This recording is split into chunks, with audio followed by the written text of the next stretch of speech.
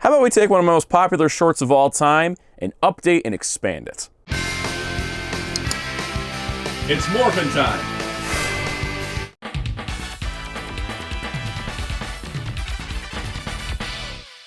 Special shout out to all our channel members, including our Sound Squadron captains, Infinity Wartorn, Don Don Ranger Power, JoJo Star, Jamie's World, Infinite 1985, Scrub Lord Gaming, Tokusuke's Cosplay, Aiden Reynosa, Christian Alejandro Saltos Valencia, Smith the Crow, Kyle, MJ Klein, Oma Enderprime, Spin-54, Psycho O's, Dr. Grid, Super Shaddix Boom, Rabbit Man, The Nerd Channel, Primary Almond, Toma K, Matthias Laura, Donnie Waldman, and Jeremy Carr. Thank you to everybody for your support. If you'd like to join, hit the join button down below. Hello, this is Soundout here. Today we're going to be doing an expansion update to my Every Spider-Man 2099 YouTube short I made a few months ago, back when Across the Spider-Verse came out, where I talked about every Spider-Man 2099 figure I had. I've gotten the SHFiguarts, who's proudly displayed up front here, and I thought, let's update it, let's talk about it, and let's expand out on this, because I did the Ninja Turtles and the Casey Jones, where I did a short and then an expanded version. Let's do an expanded version on this. A couple people suggested it, so I thought, great idea, and we'll also talk about the Figuart as part of this. So, let's begin. So before we talk about the figures, let's talk about why Spider-Man 2099, Miguel O'Hara, is my favorite Spider-Man of all time. And of course, what better source than the Spider-Man 2099 Omnibus Volume 1, because the original comic run is the reason why I'm such a fan of the character. So I think one of the earliest covers I remember from this run was issue 10. I didn't read this when it was, originally out, but, when I was reading comics, when I was like 8, 10 years old, I would go through, like, pull boxes and look at the past issues and stuff, and go through boxes of comics. And this cover struck me because he looks a lot like Spider-Man Unlimited, which was a show I had watched on Fox Kids when it aired. And Spider-Man Unlimited, I found out later, was supposed to be a Spider-Man 2099 show before they changed it up to be like a Peter Parker show. And so, the visual grabbed me. And then I eventually kind of like learned who Spider-Man 2099 was and the 2099 universe and everything from there. And I picked up like the modern trade paperback reprints. So I've read a good chunk of this run a couple times. I'm using the omnibus, for example, because like my other volumes and stuff is like aside my single issues. But this, the cover was striking. And it's, essentially to go into like why I think the character is so great is that he is a Spider-Man of the future, is 2099. There's a lot of, cyberpunk future elements in its storytelling. Just in general, like his powers don't come from a radioactive spider bite. His powers come from doing an experiment to try to like recreate the superpowers that existed in the old heroic age of heroes. And so he doesn't quite get the same power set as, say, Peter Parker. So, for example, while he still does a lot of leaping around and he can still fire webs, he has a glider cape, he has talons and claws. Like you see here at the end of his origin, he's got fangs, his eyes are whited out because he has sensitivity to light now, and he has the talons on the fingertips, plus his webs are organic, he's not web shooter based, so he's really different from Peter Parker in power set too. And he's not really a good jokester. The thing is that, to think that Miguel is not a funny guy is wrong, because there's a lot of really funny panels. I mean, I can't just like flip to one and go, oh, hey, here's a funny panel. He cracks jokes, but he's not good at cracking jokes, and everyone's kind of just upset in the future anyways, so it kind of like leads to a lot of that stuff there. But they did a lot of exploration of his background. This original run by Peter David and Rick Leonardi was pretty much like the quintessential run on the character for the longest time. And then they finally brought the character back in the modern day via Superior Spider-Man. They did some time travel stuff, and they gave him a new run, and I've enjoyed that. I've enjoyed the miniseries, but I do go back to this original run as kind of hitting the right spot in the 90s for all this to kind of work out. But yeah, if you're ever wanting to read 2099, I know it's on Marvel Unlimited if that's available in your country. This omnibus is pretty great, because it is the entire original run, and they're doing a second omnibus of the modern run, which I'm really looking forward to picking up. And it got me interested in the 2099 universe in general, and they're doing more 2099 omnibuses, and so I think I'm probably just going to jump into them because I really like the setting, but Miguel O'Hara as a character is what brought me in to the 2099 world. And I really like everything to do with this character. Now, in terms of adaptations, he's not been done the best. He's appeared in a couple video games, Shattered Dimensions, Edge of Time. Those were decent adaptations. He showed up in the Ultimate Spider-Man cartoon, where he was like all CG for a bit. That was kind of neat. I kind of liked that episode too.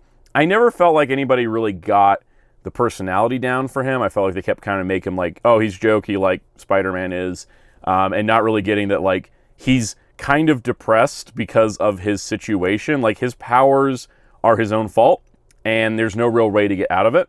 And so because of that, he's a little bit more depressed. So his humor is less self-deprecating because he has confidence, and more just like, you know, kind of pissed off at things, so he'll make jokes in a different way.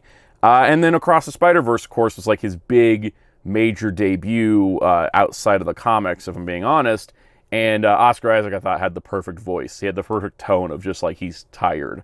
And they changed the story a bit there, you know, further down the timeline than he was kind of in the comic.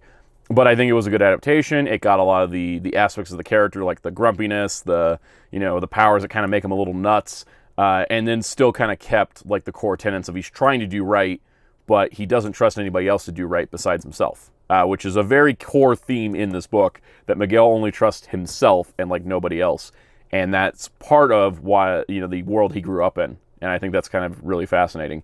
So on that, let's take a look at some figures, because I don't think I've yet to get a $20.99 Spider-Man figure that really captures that. So let's talk about it. So we're going to start with the Spider-Man 2099 Minimates figure, because we're going to go in the order that we did in the YouTube short version of this from months ago that, like, you know, a lot of people have seen. This Minimate was in a 2-pack, I think, with Agent Venom, and it was based on the Ultimate Spider-Man TV series. I think it was exclusive to Walgreens. Like, a lot of Minimates ended up becoming in that era. And overall, I like Minimates. I got quite a few. I got more DC than Marvel. I think this and the Doctor Doom and a thing that was impacting with the Doctor Doom. I have a Storm, and I got Agent Venom. So I got a few Marvel Minimates. They're really cool. I love the styling of these. I just never collected them like fully. But it's kind of neat to have, and he's kind of like, he's my desk Miguel. Like, he's always hanging out on my desk. You know, last office job I had, you know, I even took him out to there and had him on my desk, just chilling out, keeping me company. Great little figure of the character. Okay, the bootleg Lego figure is bootleg simply because I don't have the official, and I've never tracked down the official, though I probably should. So here's the classic comic book version of the Funko Pop. This was a Walgreens exclusive. I remember going out looking for this guy specifically. There wasn't as much $20.99 merch back when he came out. He's pretty cool. I have him hanging around. I don't leave him in his box or anything. He's pretty blank body. You know, painted Spyro logo, painted mask. Pretty much just like a blank Funko otherwise. He's neat. I didn't pick up any of the Across the Spider-Verse $20.99 Funko Pops. I didn't find them in stores, and that's kind of like where I get Funko Pops. Like, I run across them. I don't usually order them specifically, but I have this guy. He's like my Funko $20.99, and because of the mask design, he doesn't look like, he doesn't have Funko Pop eyes. He just has like normal Spider-Man $20.99 eyes. All right, time for an admission of guilt. So this $20.99, which in the short I showed as, oh, it's the Marvel Legends Classic, is actually the retro one, and the retro one here is actually the original release, and you can tell because, you know, here, I cut it open, I pulled the tray out, swapped them out, because the retro release, I like the color a little bit better. It's a little bit, you know, it's not as blue, because he is, you know, here's a fun fact, and they, you know, this is a factor of color shading affecting later versions. He's actually got a black suit. It's a black and red suit, not a blue and red, and you wouldn't know it from all the merchandise because they always go for the blue shading on the black suit. It's kind of like the Storm costume debate, whether like her costume is white or silver or black. But this is kind of different because they refer to him as a man in a black suit in the text. So while, you know, the longer it's gone on, he's kind of retained the blue, like an inverted Peter Parker Spider-Man. He's got kind of, he's supposed to be black. It's supposed to be a black suit. So we've never really gotten that, but you can see that this one's a little bit more metallic-y. This one's a little bit flatter. These spider logos are done differently. It's a little bit different just based on different artwork. And the extra hands here that the retro came with were pretty nice. But I put the original back in here because the retro had better joints. And I'm going to be honest, I still don't really like this figure. The thing is, I got them because I've always, you know, I wanted a Marvel Legends Spider-Man 2099. This is, you know, the best one we have for the classic costume design. But it's not really him to me, because they used a mold that they used with a lot of Spider-Mans, this really skinny, lankier mold. And while the modern appearances of Miguel have shown him a little bit thinner, the original comic, he was, especially when Rick Leonardo was drawing him, he's really big and beefy. Like, he's huge because of the spider DNA, like, sort of screw up. It made him, like, you know, where Peter Parker gets to stay slim, Miguel bulked up. Like, he is, you know, huge. And so this figure just feels like a Spider-Man in the future, kind of like a lot of the adaptations take him, and not so much a specific, like, Spider-Man 2099. And I think also, you know, when it was put into the wave, the Hobgoblin wave, when it had this, it worked because that was kind of like based on the modern stuff, the Superior Spider-Man era of things, which is, you know, he is a little bit slimmer, he's drawn a little bit slimmer there, but it would be nice to get a Marvel Legend that is kind of this beefier style. And it's been so long since they put these out, I think it's about time to do a new one on a bigger, thicker body mold, because I think that would make him stand out on the shelf, and I think it would be a little bit more accurate, and I'd be a little bit happier overall. There is, you know, I think Mafex is probably going to do Spider-Man 2099, and I think they're going for the beefier version, so at least that will be available for the shelf. But it would be nice to see Marvel Legends tackle him again, maybe on something a little bit closer to the original look. Okay, so next up we have the Marvel Legends All New, All Different Spider-Man 2099. This was in the modern run, like I said, after he got brought into the present day in Superior Spider-Man. He had his own solo run that fell, you know, crossed into Spider-Verse and fell through to his own series. And during the All New, All Different era of Marvel, he was given this white, black, and red costume. And what's kind of cool is it's just a really great design.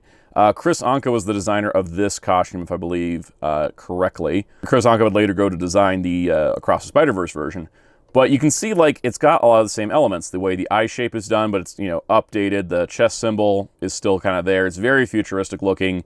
He kept the talon, like the spikes on the arms, but now they're kind of, like, robotic, which is just really cool.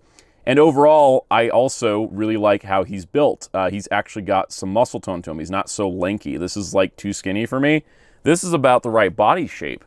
And, you know, this is a design that doesn't get as much love because it is kind of like he had an all new, all different. He went back to the classic, like, after, you know, it wasn't, like, long-lasting, but I really do love how it looks. It's incredibly striking. He's on the Sunfire body. My biggest problem is he only has fists. He didn't come with, like, talon hands. He didn't come with, you know, web-swinging hands, even though he shouldn't have, like, the classic thwips, because he just kind of shoots his webbing, like, above his arm, or it's under, depending on the artist. You know, kind of like how Venom does it, but yeah, it's still really a cool figure, and I do like the design. You know, he just, you know, he could use a little bit of an update, because, you know, we've gotten a few years from this mold. He's a little warpy in the knees, but I do think that it'd be really cool if more toy companies made figures of this design, because I think it's really great. And the other thing I do like too, and it's a story reason, is that the original Spider-Man 2099 costume was, it was Miguel went to a Dia de Muertos festival in Mexico, and this was the costume he got there because it was like a crazy party where everyone goes nuts. So the suit was made out of unstable molecules, like the way the Fantastic Four's costumes work. And so that's why he used it, because it could adapt to his skin. Whereas this is one he built and is like more purpose-built to be Spider-Man. And I think that is what's really cool, is kind of like the evolution of the character. And I like that sort of development that you have between the two designs, because it's very clear that this is like, you know, it's kind of thrown together because he needed to do, you know, he needed to do his job, but this was kind of like a more purpose-built Spider-Man costume for him. And I think that is super cool. All right, so this is the Disney Toybox figure. This is definitely Across the Spider-Verse inspired, because he's got the long, pointy claws. He's got the smaller cape. This looks more classic than Across the Spider-Verse. It's just come out. But he's got the Across the Spider-Verse design, just in general. This was part of a 4-pack with Miles, Peter, and Gwen. And I didn't really want to buy that 4-pack because I had Peter and Gwen. I didn't have Miles, which was nice. For those wondering, Disney Toybox was this line that Disney had at the Disney store, and then they closed like most of the Disney stores. So now it's just kind of like every once in a while there's like maybe a multi-pack with something new like this. But I ordered it on Shop Disney. I waited for it to go on sale, that kind of thing. But I did pick up the 4-pack just to get Miguel, basically. And he looks really great. I love the Toybox styling. This was the same art style as Disney Infinity. When that died, they kind of went on to do these like 5-inch action figures that are like posable and articulated, and they did like Marvel and Star Wars, Pixar, and Disney ones. I got quite a few of these. I bought more when my city had a Disney store, which it doesn't. Thanks, Chapek. But this was a really cool figure, and it was nice. It's the last toy box I've ever bought, because I don't think there's been many since. But it's really nice we at least got a Spider-Man 2099. It was definitely done to tie into the movie. And he poses really good. I really like him. And yeah, he does have the classic glider cape there. It's more classic inspired for sure. But I really like him. He's a really, really cool figure, and he makes a nice little piece on the shelf. All right, so here's the Marvel Legends Across the Spider-Verse 2099. I think it's a pretty good figure. It's good. I just don't think it's great. Part of why I don't think he's great is he's got a balance problem. Part of that is the design. Love the design in the movie, by the way. It's got kind of a mixture of the two spider symbols from the two costumes from the comics. He's got the longer, like, talon things that are kind of based on the All New, All Different, the eye design. I love this design. It's a really great update. I love all the techie details. The Marvel Legend figure has kind of like the sculpted tech across the red part, not so much the blue, but just like the red. There was, I think, some back and forth on the design. You know, like, would he have texture on all the parts? And it kind of ended up kind of a mixture of both in the film itself. He does have the cape. This is interesting because in the film, we see the cape just for like one shot, and then it kind of shrinks up into his back after he's popped universes. So it's kind of like, you know, he's not going around wearing the cape, but that is on a lot of the design sheets, like from the art book and stuff. And it is something that, like, you know, Hasbro's like, oh, we're making a Spider-Man 29, he's got to have the cape that comes down to the waist. But it does have kind of like, it's like in the half thing. I do wish it was removable.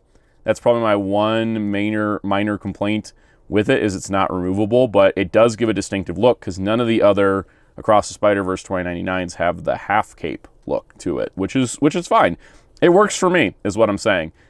His joints are a little stiff because of the inset pins. He is a completely new mold, which is rare for Marvel Legends, but he can be a little tricky to pose. And the biggest reason why he's tricky to pose is because he's got Batman the Animated Series proportions. You know, big broad chest, thinner waist, you know, thin legs, tiny feet. He can pose. It's just a little trickier than some other figures. I do also wish he came with an unmasked head because Gwen and Miles came with unmasked heads, and it's weird that Miguel and Hobie didn't, but we'll kind of talk about that in the Marvel Legends rundown coming soon. So it's overall, I think, a great looking figure, and when he's in kind of standard stock poses like this, he stands and balances pretty good, but, you know, he's going to fall kind of easily. And going back to the size thing, you know, we talked about the original comic art. He's much beefier, much bigger. I mean, he's officially like 6'9" in the movie and is just like super broad, super beefy. And I'm glad to see that original intention behind the design worked on this. And it's also great because they had Rick Leonardi do some art design work for this as well, which is really cool. So I love the way they adapted him in the movie, and this is a great figure of that. Now here's the basic kids line version of Miguel from Across the Spider-Verse. Not the best figure ever. He's got good shoulder range, good elbows, rotations, and then the hips just go straight forward. And that's it. Like, these figures are weird. Hasbro really does need to kind of step up their game in the kids' toy market. What's really cool, though, is he is fully textured. You know, his bodysuit, you know, the blue part is also all teched out in addition to the red part, which just looks really, really nice. No cape on him. That's fine. He's got kind of a web line thing. It's in red. It's not exactly how it looks in the movie, but, you know, it's there. I think it's a good figure, like $10. And also, unlike the other figures, his head is not easily removable. I don't know why his head is on a more secure ball joint than all the Miles figures that lost their heads, which is dumb. And I wish that, not only do I wish that people would stop taking the heads off figures, I also wish toy companies would stop making it so easy. You know, there's double responsibility here, but I do think that he's a good figure overall. Though he's not as available as like the Miles and the Peter, like everywhere, but I only saw him a few times. But I did pick him up as soon as I saw him, especially when he had his head. But he's a good figure. Here's the tallest one I own, the Titan Hero series, kind of a basic figure. They're normally $10. He was like, I think, the $15, $16 range because he is a large guy. He's pretty big. He comes in a larger box. He actually has outward hips, unlike the smaller basic figure, but then he doesn't have elbows, so, you know, they're still going on a budget. Smooth blue bodysuit, no texture on the red. It's definitely the Across the Spider-Verse design, but it is not, you know, 100% like teched out. But it's a nice basic toy for like kids to bash around and play with. It's cool. And here's the cream of the crop, the reason I'm making this video, the SHFiguarts Across the Spider-Verse Spider-Man 2099. This guy was not cheap. This was a $135 figure on the US release side. It was a premium Bandai exclusive in Japan. He was a retail release over here. I'm used to that sort of thing. You know, I paid for expensive Figuarts. I do the Digimons. This was one of the more expensive ones, but oh my gosh, he was worth it. First things first, the incredible detail level, just like the kind of like the basic one, they gave him the tech greeble all over the body, like head to toe, which is pretty amazing. It's got all that detail all the way down. Proportionately, he's really solid. He looks just like the animation model, even more so than any of the other incarnations of this design so far. And yes, like the meme video showed, his butt cheeks do wiggle. They know what they were doing. The other thing that's really cool is that these, you know, the talon parts on his arms, they're a little bit flexible, so they're not going to just like snap off and be brittle, but they aren't like super bendy, so they're not going to get warped, but be careful, because this is an adult collector figure. What's also really great is that despite, you know, him being very large, he's not over-imposing. First things first, he's taller than the Marvel Legend, which usually doesn't happen. Usually Figuarts scale a little bit smaller than the Marvel Legends do, but he's actually taller, which I think is kind of amazing, because, yeah, he did cost a whole lot more. This guy was 25, this guy's 135. But the scale size, you know, I think they really wanted to nail that, like, you know, he's supposed to be like 6'9" or something like that in the film. I think they nailed it here. I think the Marvel Legend is still nice. It's definitely good, because not everybody's going to go for the $135 option. But, you know, he is taller, which is kind of amazing. So another comparison, here is the Figuarts Homecoming Peter Parker Spider-Man, and here is the Takuya Yamashiro Toei Spider-Man. And these are normal, you know, sort of Spider-Man Figuarts. They ran about, you know, $70, and then here's, you know, Miguel, who's like 135. He's massive. He's absolutely huge, especially next to MCU Peter here. Takuya is a little bit taller as well, because he's kind of more scaled to go with like the Tokusatsu Figuarts, like the Riders and the Sentais and stuff.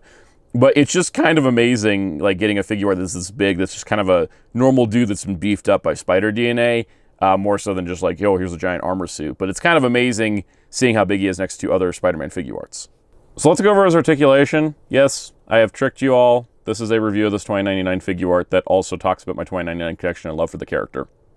Anyways, the articulation here, we've got a ball joint at the bottom of the neck, ball joint at the top of the neck, so he can kind of like come down and like leer at you like he does a lot in the movie, because he's so much taller than everybody. He can just kind of like look down and judge you. Love that. That's great. Shoulders have all kinds of crazy movement. They butterfly forward, sculpt stays intact. Ball joints, you know, up at the top here move out. Bicep swivel, double joint elbow, the standard Figuarts like wrist thing. You've got upper torso rotation and ball joint. You got lower torso rotation at ball joint. You got the hips that move forward, the hips that move all the way back, the hips that, make sure his butt gets in place. Hips that move out, thigh swivel, double jointed knee, and an ankle that moves forward, back, left, right, and a little bit of a toe. That means he can pose a whole heck of a lot, but of course, we do need to go over those accessories that let him pose. So he's got these kind of reaching out hands, leaping hands, whatever you want to call them, relaxed hands. They give him, you know, kind of a, you know, splayed out feel. They're not really relaxed, but then is he ever relaxed? Let's be honest. He, of course, comes with talon hands, which is great. They are molded specifically to have the talons on the fingers, not claws, talons. They pop out of his fingers, and that's how he like grabs onto walls and grabs people's faces. They are a little spiky, though, so be careful. But they are softer plastic, which does help. They are pretty spiky. I love the claws. I love the talons. They're talons. Look at that. This is freaking cool. And also, speaking of look at that, you notice that he's not really tipping over easily. Even though he's got Batman Animated Series proportions, I think his chest is a little bit less broad, and because you can adjust the weight in so many places, he can actually pose a lot better than the others that are of this design. So what's also cool is he comes with the portal device, the thing that you know pop between universes, pop between time periods, and not glitch while he's in those other universes. And I think it's really cool. It is a separate piece because it wasn't on there before. You just pop the rest, you slide it on, it's good to go. I think it's a great little accessory and something that we were kind of missing from the other figures of the character. He also includes a second one for Gwen. It's much smaller. It's incredibly tiny. I'm not going to do this on camera, but it does come with one for the Figuarts Spider-Gwen. I don't have Figuarts Gwen, I just have the Marvel Legend. I just want to show that the Marvel Legend's wrist size is a little too large for this, so you're not going to be able to like cross-compatible with it unless you like shave down her arm, which I'm not going to do. But yeah, it is a little too big for the Marvel Legend, but it will fit the Figuart for sure. And he does come with a couple web effects, a couple web lines. There's a long one and a short one. You just clip them over the wrists like that. I think it's super cool.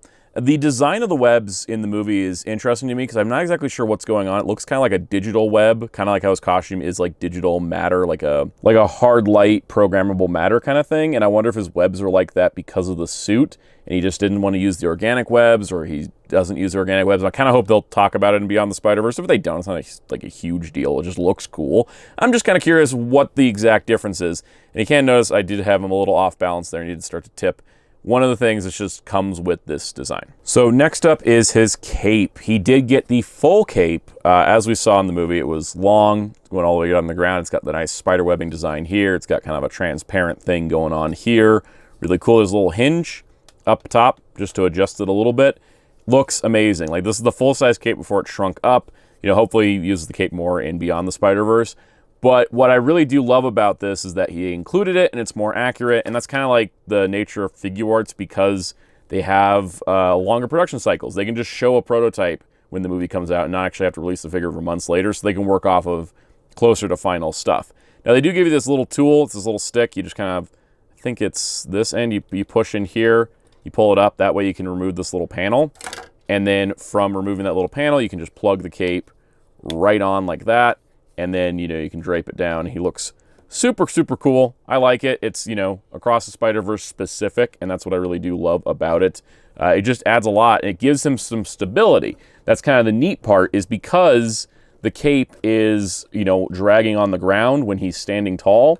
That means if you want him in a more crouched position, you can sort of counterbalance his weight on that cape, which I think is amazing. All right, we finally got an unmasked head on a Miguel, and it's okay. The sculpt itself, let's talk about the sculpt for a moment before we get to how controversial it was. But the sculpt itself is fine. It's got, you know, it's got kind of, you know, his look. He's got the sneer going on. I think it's a little bit like Pretty Boy sneer as opposed to like kind of just like his normal sneer. But he's got the solid jawline, the thicker eyebrows, the black hair. This is a bit of a change from the comics. The comics version, he's got lighter skin, he's got red hair, more O'Hara than Miguel. This is going for more Miguel than O'Hara because he's got a mixed heritage. And so, you know, they give him darker skin, they gave him the darker hair. And so I like that. Now, when the original promo images came out for this head, which on the box, same promo images, you can see how they whitewashed our boy. They made him so pale and white. Which, you know, if this was a comic Miguel, the hair color would still be wrong. Kind of like why I didn't buy the Mezco 2099 because I didn't like his unmasked head. And I thought the blue was too bright for a comic version. But anyways, you can kind of see that Figuarts, you know, the people at Tamashii did take, you know, complaints, maybe looked back at the movie for accuracy. Let's see if I can get the unmasked head in focus here. So you can see he went from like super pale till they actually gave some color to his skin. I think it looks good.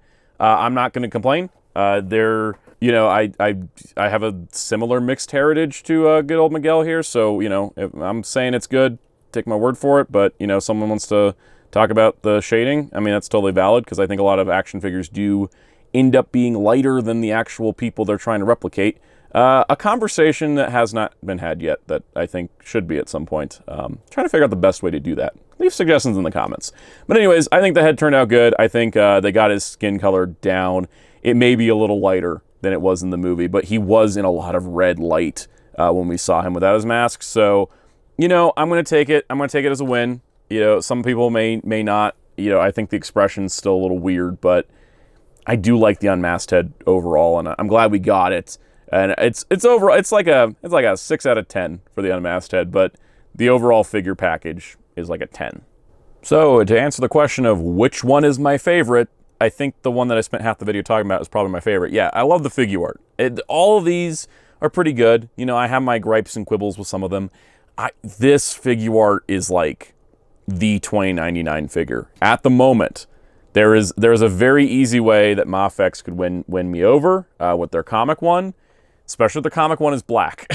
if it's a black suit, I'd be super happy because I love that about the all new, all different. Is it was like, yes, his other color is black and we added white. There's no blue on him because the blue is fine. It's technically not wrong when you look at it because it's like blue shaded black color in the comic.